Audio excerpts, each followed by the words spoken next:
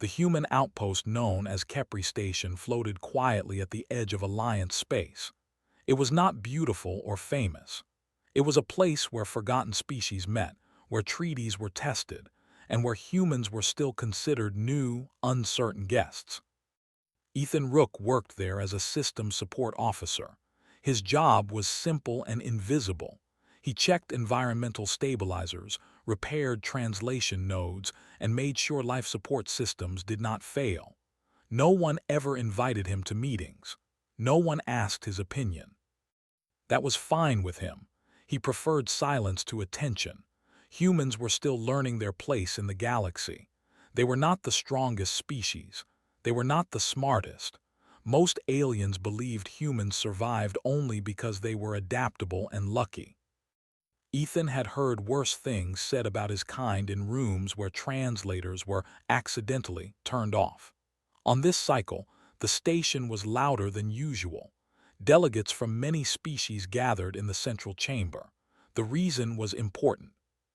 The Jakor had formally announced the beginning of their mating season. For the Jakor, mating season was not a private matter. It was a biological and social requirement that ensured their species' survival. Without a bonded partner, a Jakor could fall into long-term weakness, sometimes even death. Because of this, their choices were respected, recorded, and sometimes feared. Ethan was only there because a climate stabilizer near the chamber had malfunctioned earlier. He stood near the outer wall, tools still clipped to his belt, waiting for clearance to leave. That was when the chamber went silent. A tall Jakor female stepped forward. Her name, translated roughly, was Siren of the Silver Crest. Her skin carried a soft blue-gray tone, marked with natural patterns that shifted slightly with her breath. Her eyes were dark and calm, filled with intelligence. She was known across the station as a respected cultural envoy. She raised her head and spoke in a steady voice that carried through every translator. "The mating season has begun," she said. "According to our law, I must declare my chosen partner before the Alliance." No one reacted yet. This was expected, but then she turned. Her gaze moved across the chamber, past powerful warriors, past noble delegates of her own species, past high-ranking officers, and it stopped on Ethan. For a moment, Ethan was sure it was a mistake. He glanced behind him, expecting to see someone important standing there. There was no one. "I have made my choice," Siren continued. "I choose the human known as Ethan Rook." The chamber exploded into sound. Alien voices overlapped in shock and disbelief. Some shouted, others whispered urgently. Several Jakor delegates stiffened in clear anger. Ethan felt the blood drain from his face. He froze, heart pounding. His translator hummed softly as dozens of eyes turned toward him. "That must be an error," someone said. "Humans are incompatible," another voice argued. "This has never happened," a Jakor elder snapped. Ethan took a step back. I think there's been a misunderstanding," he said quietly, though his voice sounded too loud in his own ears. Siren did not look away from him. "There is no misunderstanding," she said.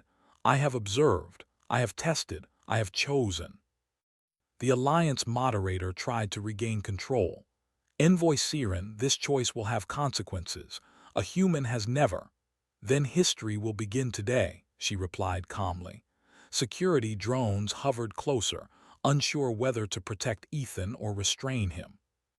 Ethan finally found his voice. "I didn't agree to anything," he said, not angry, just overwhelmed. "I don't even understand what this means." Siren inclined her head slightly. "That is why you were chosen." The meeting was ended early. No one wanted to speak further while emotions ran high. 2 hours later, Ethan sat alone in a small observation room, staring at the stars. He had been ordered not to leave the station. No explanation was given. The door opened softly. Siren entered without guards. "You should not be here alone," Ethan said. "You are afraid," she replied. "I think that's reasonable," he said. She moved slowly, respecting his space. "My people believe fear reveals truth. You did not hide it, that matters."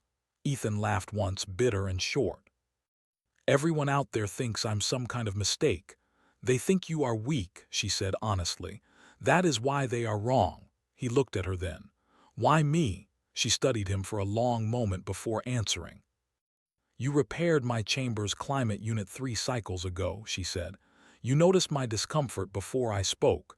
You adjusted the system without asking for recognition. That's my job. You stayed when the alarm sounded, she continued. Others left.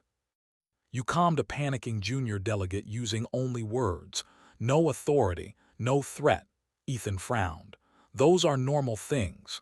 For humans, she said, not for the galaxy. She explained that her species required a partner who could endure the stress of mating season. Not physically alone, but mentally. The process involved hormonal instability, sensory overload, and emotional vulnerability. Many of her kind chose partners based on status or strength. Many failed. I tested my own people, she said. They could not listen. They could not wait. They could not stay quiet when silence was needed. And humans can, Ethan asked. Some, she replied. You can. Ethan leaned back, overwhelmed. If I say no, her expression did not change, but something heavy entered her eyes. Then I will weaken, perhaps recover. Perhaps not. That's not fair, he said quietly. I know. Silence stretched between them. Outside the room, the station watched. Cameras did not enter, but rumors spread fast. A human chosen for mating season. That night, alliance channels filled with debate. Some feared humans would gain influence. Others believed this was a Jacquard political trick. Many simply did not trust humans with something so important. Ethan slept badly. His dreams were full of staring eyes and endless corridors. In the morning, he was summoned by the human liaison. This changes everything, the liaison said, rubbing his temples. You're not just a technician anymore. I don't want to be anything else, Ethan replied. You don't get a choice, the liaison said gently. Neither of you do. Across the station, Siren stood before her own people, facing judgment and anger with quiet strength. She did not regret her choice. And Ethan, still unsure, still afraid, began to realize that being chosen was not about power. It was about responsibility. And the galaxy would never look at humanity the same way again. The station changed after the announcement, not in its structure, but in how everyone moved through it. Conversations stopped when Ethan walked past. Some aliens stared openly. Others avoided him, as if his presence might bring trouble. Ethan noticed everything. Humans were good at that. They learned to read rooms quickly when they were guests everywhere. He was reassigned from maintenance to a cultural compatibility observation role, which sounded important but felt like a cage. He was not allowed to leave the station. He was escorted everywhere. Even his meals were monitored. Siren was treated differently. Her people respected her choice, even if they did not like it. She was given space, privacy, and silence. Ethan was given attention. They met daily in a neutral chamber designed for shared presence between species. The room adjusted temperature, light, and air composition slowly, learning both of them at once. At first, they spoke little. Ethan did not know what to say. He was afraid of saying the wrong thing, afraid of offending her culture, afraid of confirming what others believed about humans. Siren watched him with careful patience. You are tense, she said during their third meeting. I'm trying not to mess this up, Ethan replied. That effort is already success, she said. She explained more about mating season. It was not a single event but a cycle. Her body would enter phases of heightened sensitivity, emotional fluctuation, and physical strain. The partner's role was not control but balance. Presence mattered more than action. For my people, she said, we choose those who can lead us through storms. Many believe storms require force. And you don't, Ethan said. I believe storms require someone who does not run. That made sense to him. Humans had survived storms of many kinds, not by being strongest but by staying. As days passed, her condition began to show. She became tired more easily. Loud sounds caused discomfort. Her skin patterns shifted more often, reacting to stress. Ethan adjusted without being told. He spoke softer. He positioned himself between her and crowds. When she paused mid-sentence, he waited. Alien observers took notes. One Jackor male confronted Ethan outside the chamber. His posture was rigid, his voice sharp. "You are unworthy," the male said. "You do not understand what you are doing to her." Ethan did not argue. He had learned that anger rarely solved anything. "I'm trying not to hurt her," he said. "That is not enough," the male replied. "No," Ethan agreed, "but it's a start." The male left, confused rather than satisfied. That night, Siren's condition worsened. Her sensory receptors became overwhelmed. Lights felt too bright. Sounds echoed painfully. Medical staff suggested isolation. She should be alone, one alien medic insisted. Siren shook her head weakly. "No." All eyes turned to Ethan. He hesitated only a moment before stepping forward. "I can stay," he said, quietly. The medics argued, but Siren's choice was law. Ethan sat near her, not touching, just present. He slowed his breathing on purpose, letting the rhythm fill the space. Humans had learned long ago that calm could be shared. Her breathing slowly matched his. Hours passed. For the first time, alien monitors recorded a stabilization pattern they did not expect. Her vital signs leveled, stress indicators dropped. The data caused confusion among scientists. "How is he doing this?" one asked. "He is doing nothing," another replied. "That may be the answer," word spread. Other species watched closely now. Humans were no longer background figures. They were variables. Political tension grew. Some alliance members feared that if humans became preferred partners for Jackor bonding, power would shift. Others worried it would create dependence. A few wondered if humans had always been like this, and no one had noticed. Ethan felt the pressure. He felt watched even when alone. One evening, he finally spoke his fear aloud. "I don't want to be the reason your people fight," he said. "They fight because they fear change," Siren replied. "That is not your burden." "But it is," Ethan said. "I was chosen." She studied him carefully.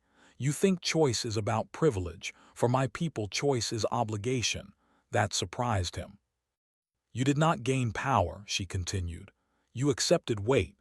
That night, alarms echoed through the station. A systems failure hit one of the environmental rings. Air pressure dropped rapidly in a mixed-species corridor. Ethan reacted before anyone else. He ran override codes already in his mind. Years of quiet work paid off. He sealed the breach manually, holding the door until pressure equalized. His shoulder burned. His lungs ached. When security arrived, they found him still standing. Siren arrived moments later. Her eyes widened at the sight of him injured. "You should not have risked yourself," she said. "It's my job," he replied, then paused. "And I didn't want anyone hurt." For a moment her control slipped. Her skin patterns flared brightly, a sign of deep emotional response. She placed her hand near his, not touching but close enough to share warmth. "My people believe humans are fragile," she said quietly. "Yet you break yourself to protect others." "Humans do that," Ethan said. "Sometimes too much." The incident spread quickly through the station. A human had prevented a disaster. During mating season, for a Jackor. The narrative shifted again. By the next cycle, Ethan was no longer dismissed openly. He was debated. As Siren entered the most demanding phase of her cycle, she became emotionally exposed. Memories surfaced, doubts, old losses. Ethan listened. He did not try to fix them. He did not compare them to his own pain. He let her speak. This confused alien psychologists. Humans, it turned out, had a long history of listening without solving. The bond deepened. Not through romance, not through physical closeness, but through trust built in silence. One night, as they watched stars drift past the viewport, Siren spoke softly. "I chose you because you are ordinary." Ethan smiled faintly. "That's not very flattering." "For my people," she said, "ordinary means stable, predictable, enduring." She turned to him fully. "You are still afraid," she said. "Yes," he admitted. "Good," she replied. "Fear keeps you gentle." Outside the chamber, forces were moving. Political figures met in secret. Some planned to test the bond. Others planned to break it. Ethan did not know this yet, but the galaxy had begun to understand something important. Humans did not dominate. They supported. And that quiet strength was beginning to change everything. The station no longer whispered when Ethan walked through the corridors. It murmured. Conversations lowered, then resumed. Eyes followed him with a new kind of attention. Not admiration, not hatred, but calculation. That made him uncomfortable. He preferred when people ignored him. Siren sensed the change as well. Her people were trained to read social shifts. She grew more guarded, her posture more alert, even when her body was strained by the deeper phase of mating season. "This is the dangerous part," she told Ethan during one of their quiet sessions. "Not the weakness of the body, the attention of others." Ethan nodded. "Humans say the same thing." The Alliance Council announced a formal review of the bond. They claimed it was routine, but everyone knew it was not. A human-Jackor pairing had never happened. Protocols did not exist. Fear filled the gaps where rules should have been. The review would include observation, stress tests, and cultural evaluations. Ethan did not like the sound of stress tests. The first test was psychological. Alien analysts questioned Ethan for hours. They asked about his childhood, his fears, his motivations. "Do you seek status?" one asked. "No," Ethan said. "Do you seek influence through this bond?" "No." "Then why accept it?" Ethan thought carefully. "Because walking away would hurt someone who trusted me." The analysts exchanged glances. That answer did not fit their models. Siren faced her own interrogation. Some of her people accused her of dishonoring tradition. Others implied she had been manipulated. She remained calm. "I chose freely," she said again and again. "If you doubt that, you doubt me." That ended many arguments, but not all. Soon after, the physical environment tests began. The chamber adjusted to extreme conditions meant to challenge both partners. Temperature shifts, light fluctuations, low-level vibrations designed to simulate planetary instability. Ethan adapted quickly. Humans were good at that too. He drank water, regulated his breathing, and focused on Siren's condition rather than his own discomfort. She struggled more. During one test, her legs weakened and she nearly collapsed. Ethan moved without thinking, stepping close enough to support her weight without gripping too tightly. She steadied, her breathing uneven. "Sorry," she said quietly, a rare word from her people. "You don't need to be," Ethan replied. "I've leaned on others before." That surprised her. Later, when they were alone, she asked, "Did they stay?" "Some did," he said. "Some couldn't." She absorbed that silently. Not all threats came from official channels. A rumor began to spread that Ethan was influencing Siren's biology in unnatural ways. That human pheromones were altering Jackor neural pathways. That humans were dangerous without realizing it. The rumor reached extremist factions. One cycle later, the station experienced a communications blackout in a restricted sector. Security teams rushed to restore control. Ethan was with Siren when the lights flickered and dimmed. She stiffened immediately. Her senses spiked painfully. "Stay with me," Ethan said softly. "I am," she replied, but her voice trembled. Footsteps echoed outside the chamber. Too many, too fast. The door controls failed. The door slid open manually. 3 figures entered. 2 were masked. One was Jackor. "This bond must end," the Jackor said harshly. "For the good of our people." Security was minutes away, too slow. Ethan stepped forward, placing himself slightly in front of Siren. His hands were empty, his voice steady. "You don't have to do this," he said. "You don't understand," the Jackor replied. "She is suffering." "She is," Ethan agreed. "And hurting her more won't fix that." One of the masked figures raised a device. Not a weapon, but a disruptor meant to induce neural shock. Siren cried out softly, overwhelmed by fear and sensory overload. Ethan moved again, faster than thought.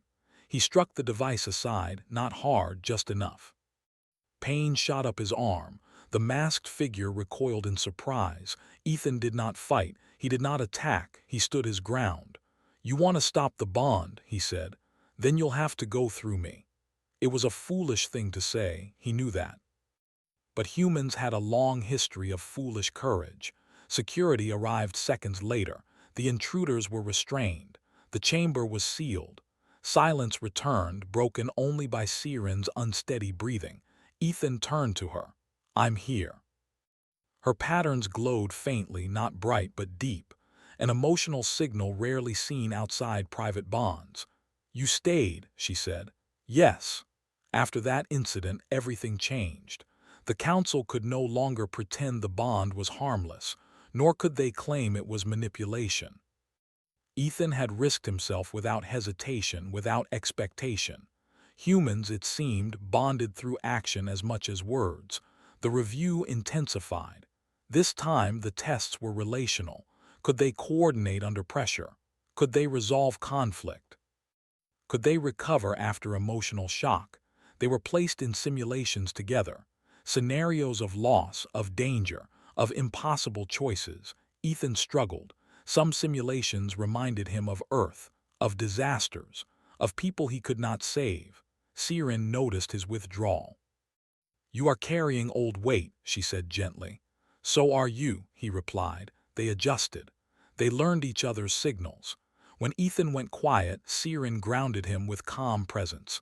When she became overwhelmed, Ethan simplified the world around her. Observers recorded unprecedented synchronization. Alien scientists began to argue among themselves. "This should not work," one insisted. "But it does," another replied. "Our assumptions are flawed." Political pressure mounted. Some alliance members demanded the bond be ended for stability. Others argued that stability was already changing. Ethan felt the strain more than ever. He dreamed of being watched, judged, measured. One night, he finally asked the question he had avoided. "If this becomes too much, do you regret choosing me?" Siren answered without hesitation. "No, but it's costing you," he said. "Yes," she replied calmly.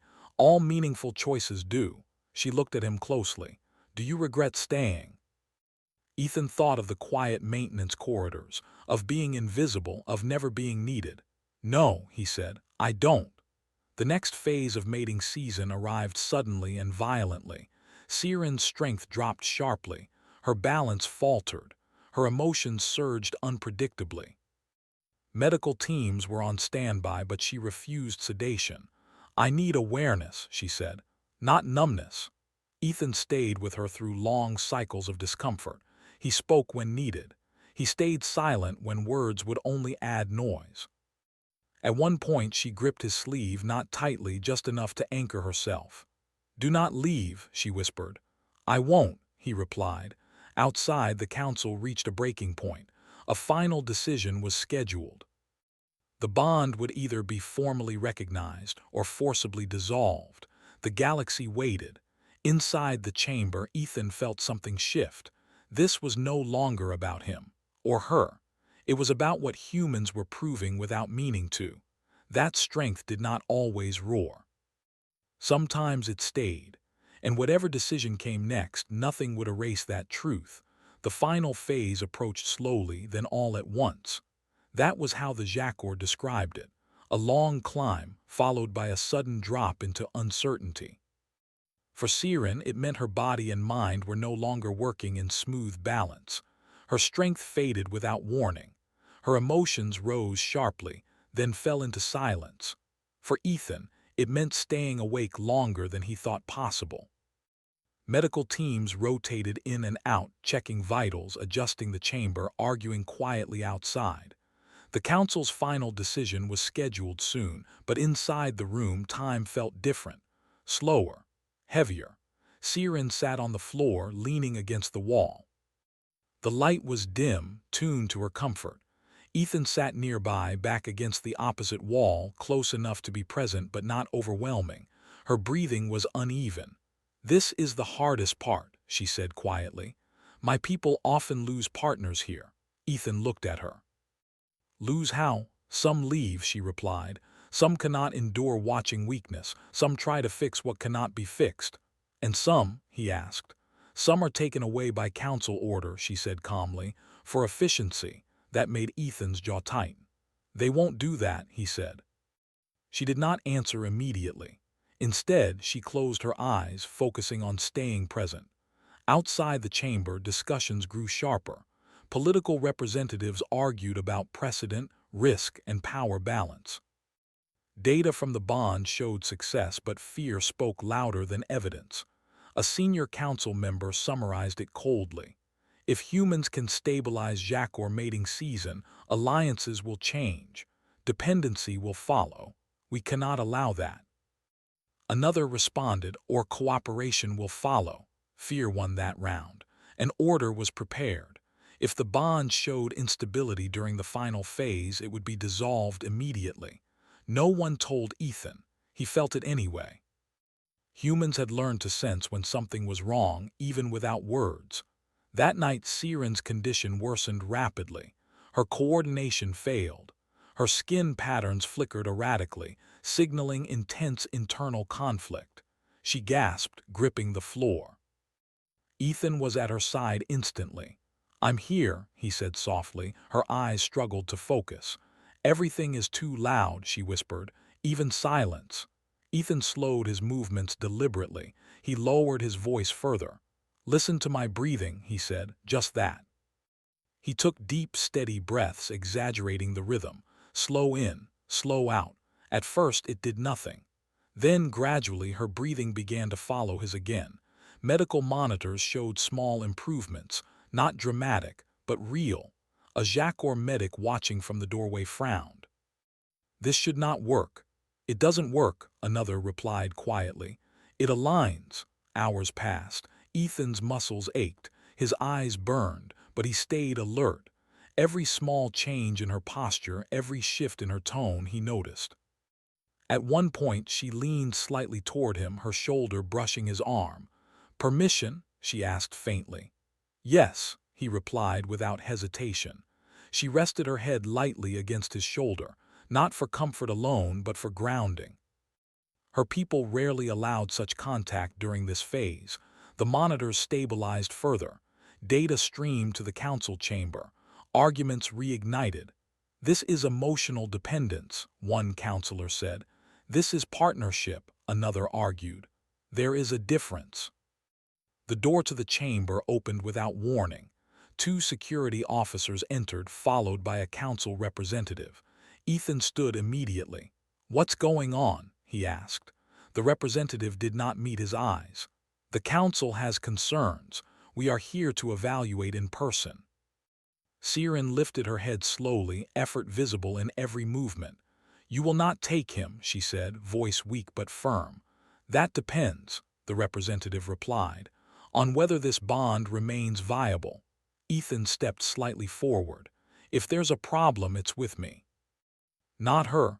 That is not how this works, the representative said. Ethan took a breath. Then let me speak. Permission was granted reluctantly. He did not raise his voice. He did not argue policy. He spoke simply. I know I'm not special, he said. I don't have rank. I don't have power. I didn't come here to change the galaxy. He looked at Siren, then back at them. But I stayed. I stayed when it was uncomfortable. I stayed when it was scary. I stayed when walking away would have been easier. He paused, swallowing. If that's a threat to you, then maybe the problem isn't humans.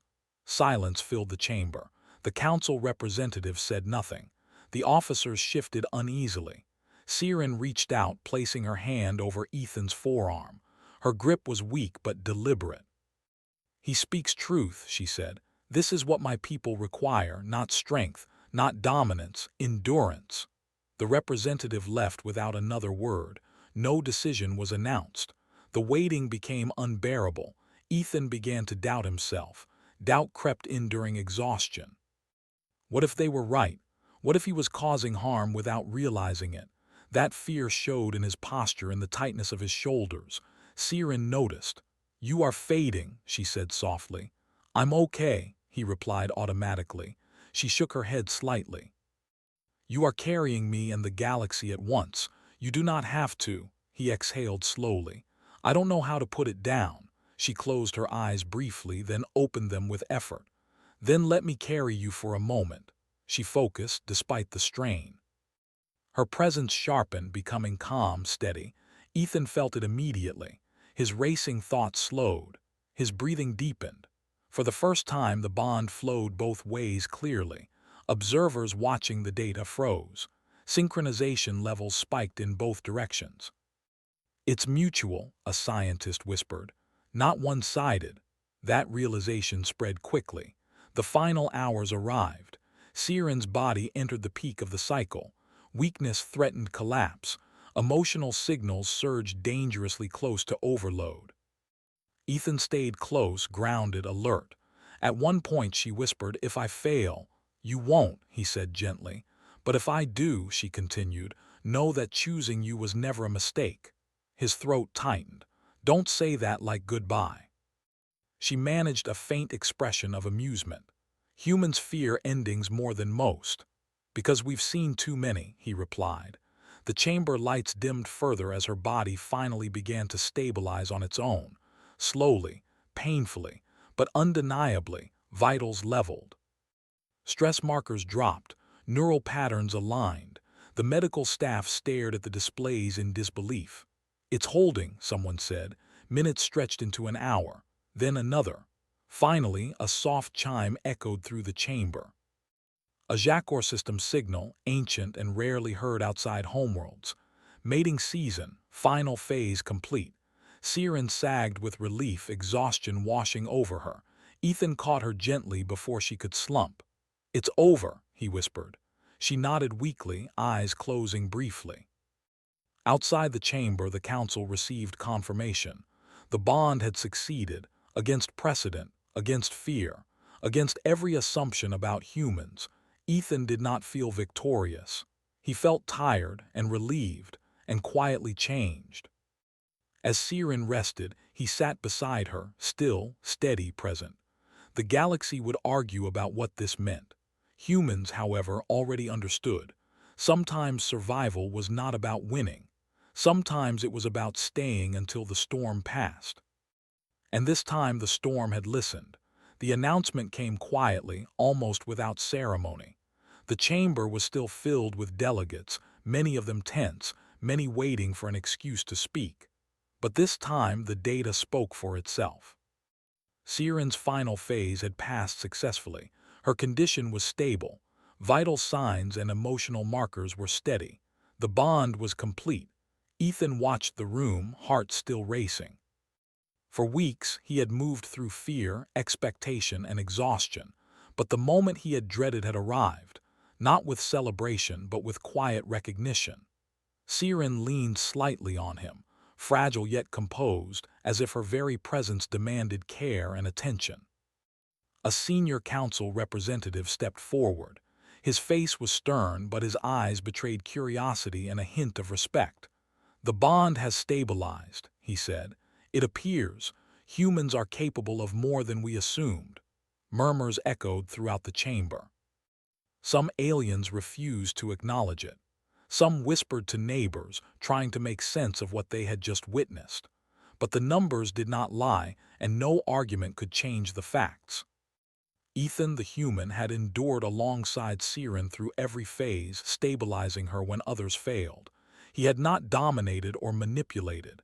He had simply stayed, and that was enough.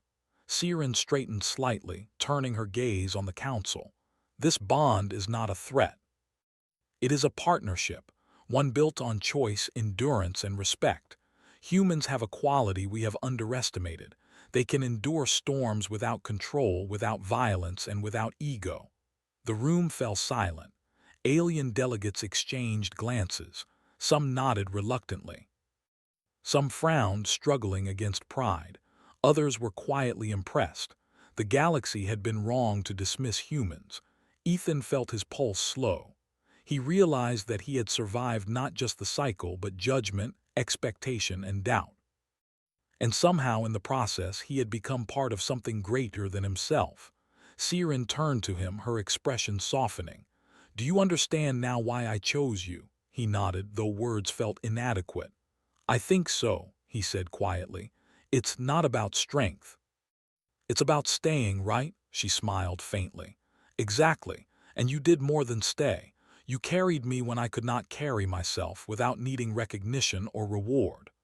That acknowledgement did more than warm him. It settled something he had carried for years. Humans had been underestimated, overlooked, and dismissed across the stars. And yet here he was, chosen not for power, beauty, or influence, but for a quality no one else had valued: quiet endurance.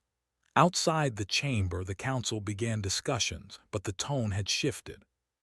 Questions were no longer whether humans could handle such responsibility, but how they could be included in alliance strategy, cultural diplomacy, and survival programs. Humans were no longer observers.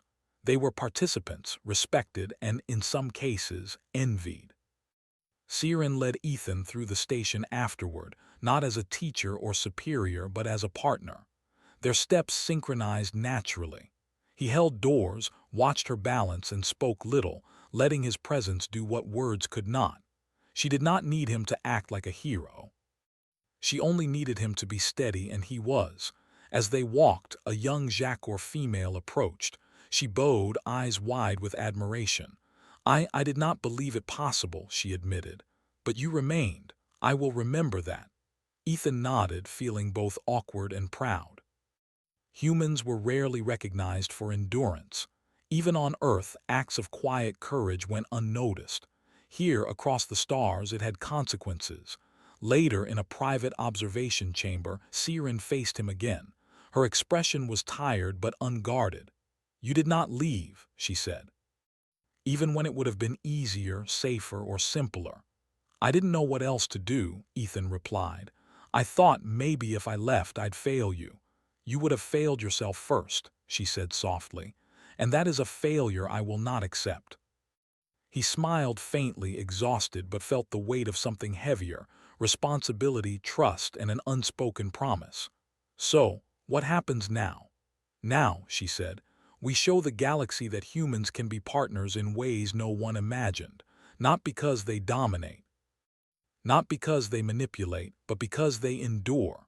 The following days were surreal. Messages from alliance leaders arrived. Some were hesitant, others congratulatory.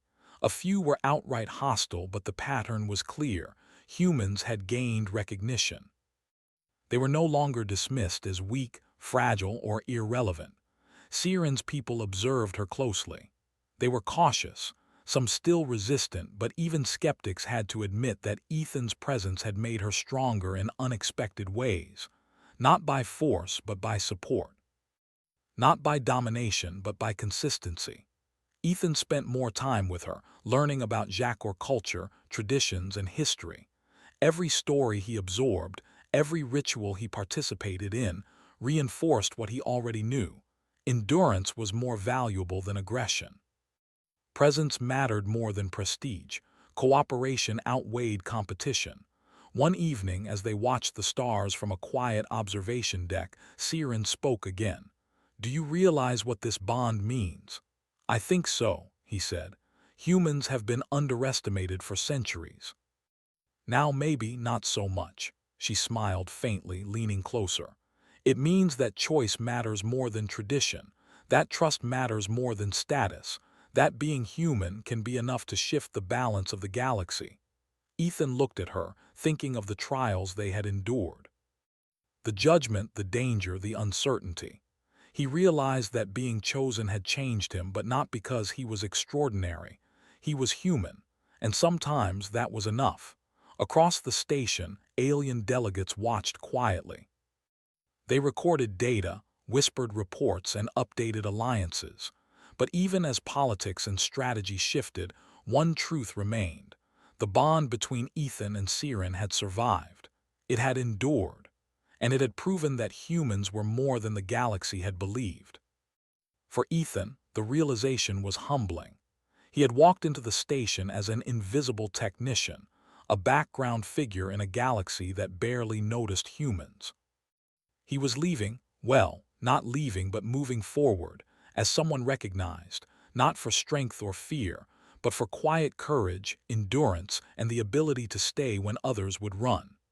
Siren turned to him one last time before they left the chamber together. "You were chosen," she said softly, "but it was not random. It was because humans carry storms differently. They do not break, they endure, and now the galaxy sees it too." Ethan nodded.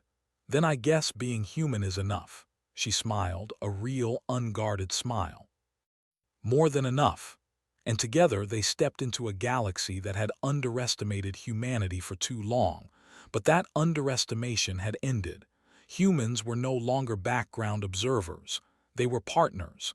They were equals. They were recognized. And Ethan understood that endurance, patience, and quiet courage could change more than battles. They could change the stars themselves. The alliance shifted subtly. Delegates spoke with new respect when humans were present.